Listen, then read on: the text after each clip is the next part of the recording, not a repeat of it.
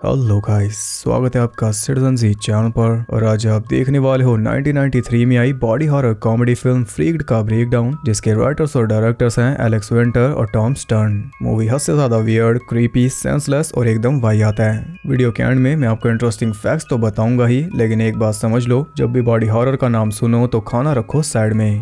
तो ज्यादा देर ना करते हुए जल्दी से स्टोरी स्टार्ट करते हैं।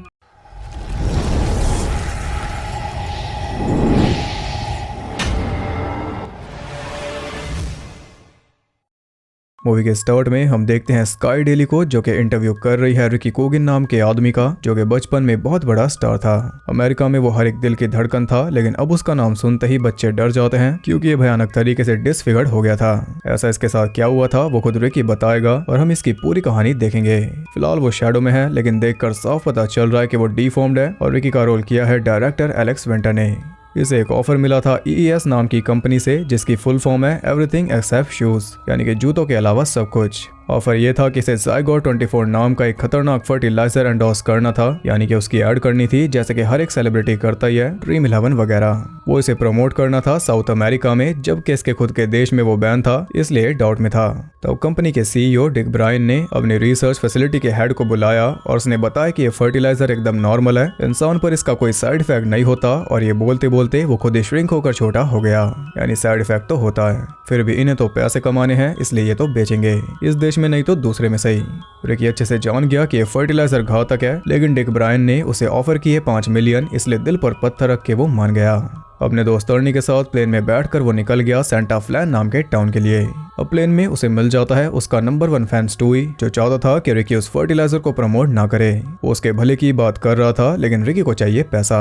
यहाँ स्टूई बेचारा गिर गया प्लेन से नीचे और अपने साथ एक बूढ़े आदमी को भी ले गया।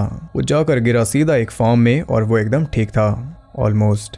प्लेन में एक यात्री बॉम्ब को हाथ में लेकर बैठा था। उसे ये भी नहीं पता कि लगेज कहाँ पर रखते हैं, इसलिए एयर होस्टेस ने उसकी हेल्प की। प्लेन सेंटा फ्लैन में लैंड हो गया और लैंड होते ही वो हो गया ब्लास्ट। शुक्र है कि वो प्लेन इनके वाला नहीं था। वहाँ पर उनका वेलकम करते हैं एनवायरमेंटलिस्ट, जो काफी भड़के हुए थे, और उनकी लीडर थी जूली, जिसे देखते हुए रिकी फ्लैट हो गया, लिटरली उसके पैरों में। वो ऐसा दिखा रहा था जैसे वो उन्हीं का साथी है और किसी ने विरोध करने पर उसकी पिटाई कर दी। उसकी लगन देखकर जूली भी इम्प्रेस होकर उन्हीं के साथ चल दी दूसरे प्रोटेस्ट पर। हालांकि अर्नी उसे पसंद नहीं था।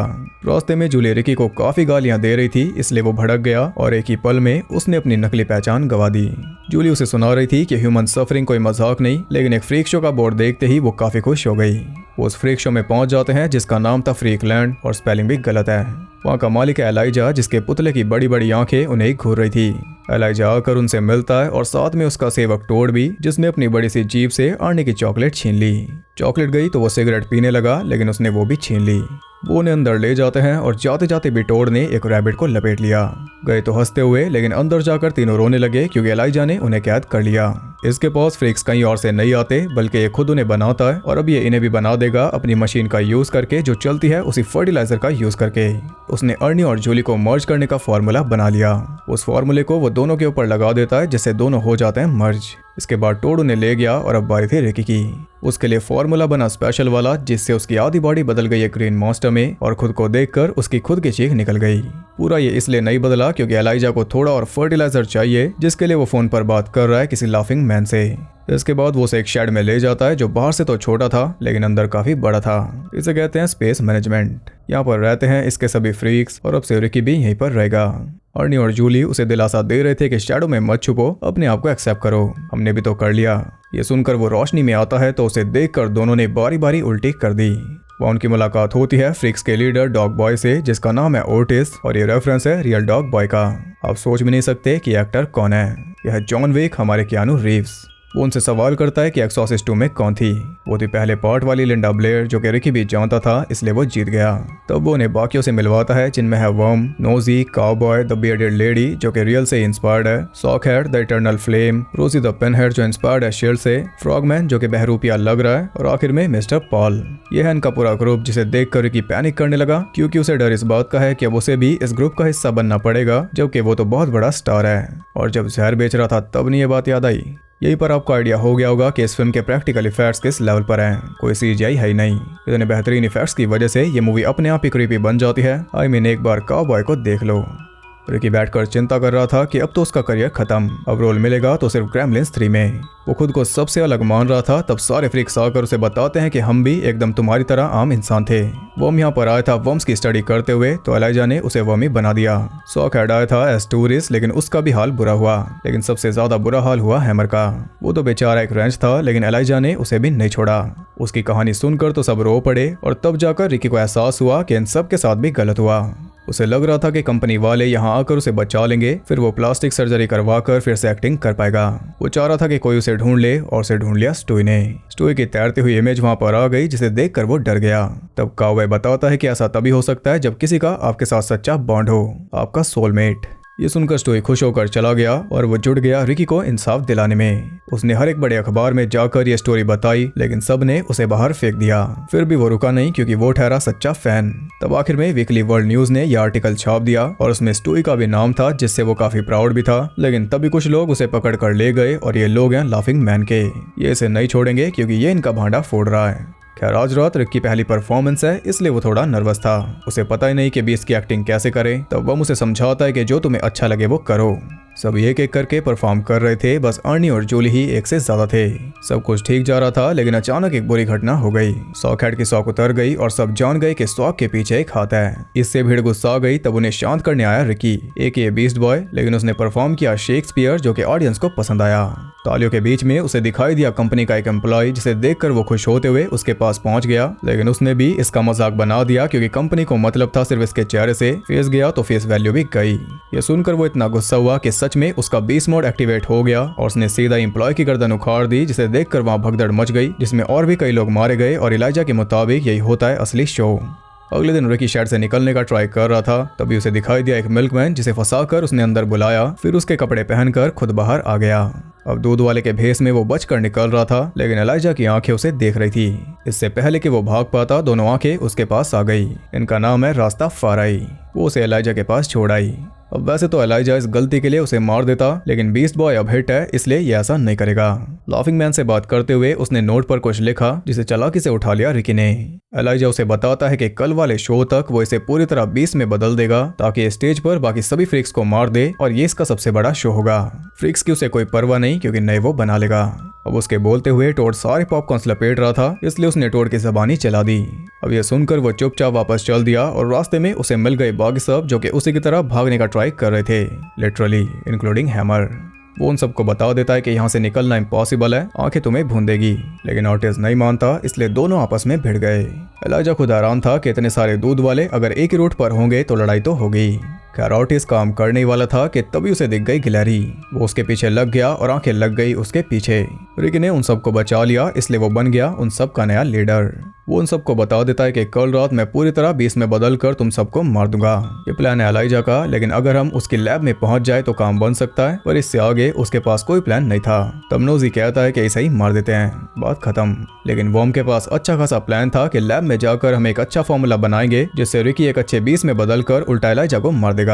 लैब तक जाने के लिए सुरंग खोदेगा वर्म, लेकिन फर्टिलाइजर तो खत्म है, तो फॉर्मूला बनेगा कैसे?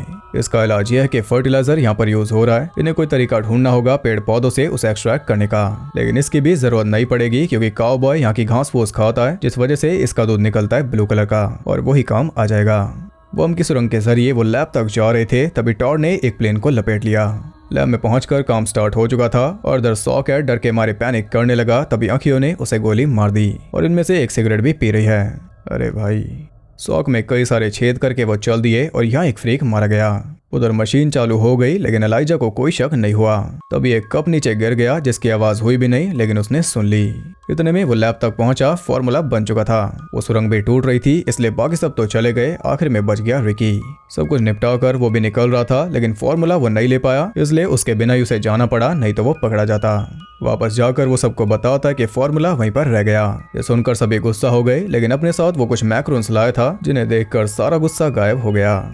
अगली सुबह वहां आ जाती हैं कंपनी की गाड़ियां फर्टिलाइजर के साथ। यहाँ हम जान पाते हैं कि डिक ब्रायन ही लाफिंग मैन है, और स्टूई उन्हीं के पास है। वो उसे केज में बंद कर देते हैं, जहाँ पर जुड़े हुए चिकन मौजूद थे। एलाइजा अपना मास्टर प्लान बताता है जो कि इस फ्रीक लैंड को सुपर मेगा फ्रीक वर्ल्ड में बदलना। इधर स्टू ने रिकी के साथ कांटेक्ट कर लिया तो रिकी उसे बताता है कि लैब में एक फार्मूला मौजूद है, वो लेकर मेरे पास आ जाओ। और क्योंकि उसके हाथ खुले थे इसलिए वो फ्री हो गया और शायद इसे पता नहीं लेकिन टेप भी ये हटा सकता है। यहाँ कंपनी अपना प्लान बता रही थी जो कि है सुपर एफिशिएंट इंसान बनाना जो कि ज्यादा से ज्यादा काम कर पाए, उनके कई सारे हाथों कानों पैरों काम के हिसाब से। इतने में स्टू फार्मूला लेकर उनके सामने निकल गया। अब बारी थी शो की जिसमें एलाइजा रिक को बदलने वाला था। स्टू ऑडियंस में से उसका ध्यान खींच रहा था, तब एक बाइकर ने वो फार्मूला छीनकर उसी के ऊपर डाल दिया जिससे वो बन गया एक सुपर फ्रीक। वो सीधा ही बाइकर को उड़ा देता है। तब आंखें वहां पर आ गई लेकिन स्टू ने आंखों में धूल झोंक दी। अब उसका सामना था टोड से, लेकिन सही टाइम पर आर्नी ने एक बॉम्ब उसकी तरफ फेंक दिया जिसे लपेट लिया टोड ने और वो भी निपट गया। अब स्टू एलाइजा की तरफ बढ़ रहा था इसलिए उसने अपना फार्मूला लगाकर रिकी को बदल दिया इवल सुपर फ्रीक में। यहाँ होती है बॉस फाइट एकदम बराबरी की। ऑडियंस का पूरा पैसा वसूल हो रहा था तब एलाइजा देखता है कि कंपनी उसकी मशीन लेकर जा रही थी। इसका डर उसे पहले से था इसलिए इसका इलाज भी उसने सोच रखा है। उन सब के ऊपर फार्मूला डालकर वो उन्हें बदल देता है एक बड़े से भद्दे शू में। इधर रिकी स्टू को मारने वाला था कि तभी काउबॉय की वाणी सुनकर उसका दिल पिघल गया और इविल से वो बन गया गुड। अब उसका दुश्मन था एलाइजा जो कहता है कि अगर मुझे मार दोगे तो तुम्हें एंटीडोट नहीं मिलेगा जो इसने भरा है मैक्रोन्स में जिन्हें एक कप का खा चुके। वो उसे मारकर एक अलग से फार्मूला में डाल देता है और तभी वहां आ जाती है FBI। उसी वक्त एलाइजा फार्मूला से बाहर आ गया और वो बन चुका था स्काई डेली। तभी FBI ने उसे भून दिया। ये थी पूरी स्टोरी जिसे सुनकर सभी सो गए। अब लाइट्स ऑन होती हैं तो हम देख पाते हैं कि रिकी अब एकदम ठीक है, साथ ही बाकी सब भी, सिर्फ बम, डॉग बॉय और स्टोई को छोड़कर क्योंकि इन्होंने मैक्रोन्स नहीं खाए। रिकी स्काई को बताता है कि एलाइजा बिल्कुल तुम जैसा ही बना था, बस उसके पैर घिनौने थे जो कि इसके भी हैं, यानी कि यही है एलाइजा। वो एक मशाटी लेकर तैयार था लेकिन इससे पहले कि वो कुछ कर पाता उसे भून दिया जूली ने। अब हर बार की तरह किलर दोबारा उठता है और इस बार उसे भुना आर्नी ने। यहाँ सब कुछ ठीक हो गया लगभग सबके लिए और इसी के साथ ये मूवी एंड हो गई। तो मूवी की स्टोरी, प्लॉट सब कुछ एकदम बकवास था। जितने जोक्स थे सभी बचकाने थे, लेकिन इसे कवर करना इंपॉर्टेंट था सिर्फ इसके इफेक्ट्स के लिए। ऐसे इफेक्ट्स आप मुश्किल से किसी फिल्म में देखोगे और इनमें काफी एफर्ट भी गए, साथ ही ढेर सारा पैसा भी। आप भी सुनकर हैरान हो जाओगे। आगे आप और भी कई सारी वीडियोस देखने वाले हो बॉडी हॉरर के ऊपर, तो घटिया से घटिया चीज के लिए रेडी रहना। तो बात करते हैं इंटरेस्टिंग फैक्ट्स के बारे में। इसका बजट था $12 मिलियन। यस, और इसने कमाए सिर्फ $29,296। 30,000 भी ये पूरे नहीं कर पाई। ये इसलिए क्योंकि इसकी ना तो कोई प्रमोशन हुई और ना ही अच्छी रिलीजिंग। इसे लगाया गया था सिर्फ 2 स्क्रीन्स पर। Can you imagine. हुआ ये था कि इस फिल्म का आइडिया लेकर एलेक्स विंटर गए थे 20th सेंचुरी फॉक्स के पास और उसके हेड जो रोथ को यह आइडिया इतना पसंद आया कि उसने सीधा ही 12 मिलियन का बजट दे दिया, वो भी नौसिखियों को। बाद में उसे जॉब से हटा दिया गया क्योंकि स्टूडियो के मुताबिक वो कुछ ज्यादा ही अजीब मूवीज बनवा रहा था। तब जो नया हेड आया उसने देखा कि इतना पैसा इस फिल्म पे लग रहा है तो उसने सीधा ही बजट रोक दिया। इससे फर्क पड़ा इसके इफेक्ट्स पर। फिल्म वैसी नहीं बन पाई जैसी बननी थी। साथ ही स्टोरी को कई बार दोबारा लिखा गया ताकि हॉरर के बजाय एक लाइट फिल्म बन जाए जिससे बच्चे भी इसे देख पाएं। इस वजह से कई सारे मेन सीन्स काटे गए और जब ये बन गई तब भी 11 मिनट इसमें से काटे गए। एलेक्स ने बताया था कि उनके मुंह से जो राल टपक रही थी वो रियल थी और वो आ रही थी मेकअप की वजह से। 12 मिलियन के ज्यादातर पैसे गए इसके इफेक्ट्स पर क्योंकि इसमें 3 कंपनीज ने इफेक्ट्स दिए। बाकी 1 मिलियन गए कियानू के पास, लेकिन फिल्म में उनका नाम नहीं आता। शायद ये भी डील का पार्ट है। जिन सीन्स में स्टूई को ऑफिस से बाहर फेंका जाता है उसमें एक बॉडी डबल का यूज हुआ था और उसे काफी सारे कट्स आए थे। इसमें कियानू के बॉडी डबल थे जॉनी नॉक्सवेल और फिल्म के पोस्टर में कियानू नहीं बल्कि जॉनी है। इस फिल्म का आइडिया आया था एलेक्स और टॉम के MTV show the idiot box से। स्टूई के जो बड़े बड़े कान थे वो रियल नहीं थे। बिल एंड टेड फ्रेंचाइज के अलावा ये इकलौती फिल्म है जिसमें एलेक्स और कियानू एक साथ नजर आए। तो ये थे इंटरेस्टिंग फैक्ट्स। आई होप आपको पसंद आए होंगे। अगर आपको वीडियो और मेरा एफर्ट पसंद आए तो इसे एक लाइक जरूर करना। और मैं ये तो नहीं पूछूंगा कि आपको मूवी कैसे लगी, बस ये पूछूंगा कि इफेक्ट्स आपको कैसे लगे। क्या आप कोई सिमिलर मूवी बता सकते हो जिसमें ऐसे इफेक्ट्स आपने देखे हों? कमेंट करके जरूर बताना। ऐसे और इंटरेस्टिंग वीडियोस देखते रहने के लिए चैनल को सब्सक्राइब करके बेल नोटिफिकेशन कॉल पर सेट कर लो ताकि नोटिफिकेशन ऑफ के साथ गहरा बॉन्ड बना सके। और ज़्यादा कनेक्टेड रहने के लिए आप मुझे इंस्टाग्राम पर फॉलो कर सकते हो, वहाँ आपको बहुत कुछ जानने के लिए मिल जाएगा और साथ ही बाकी जगहों पर भी जिनके लिंक्स आपको नीचे मिल जाएंगे। तो मैं मिलता हूँ आपसे अगली वीडियो में, तब तक के लिए सबको बाय।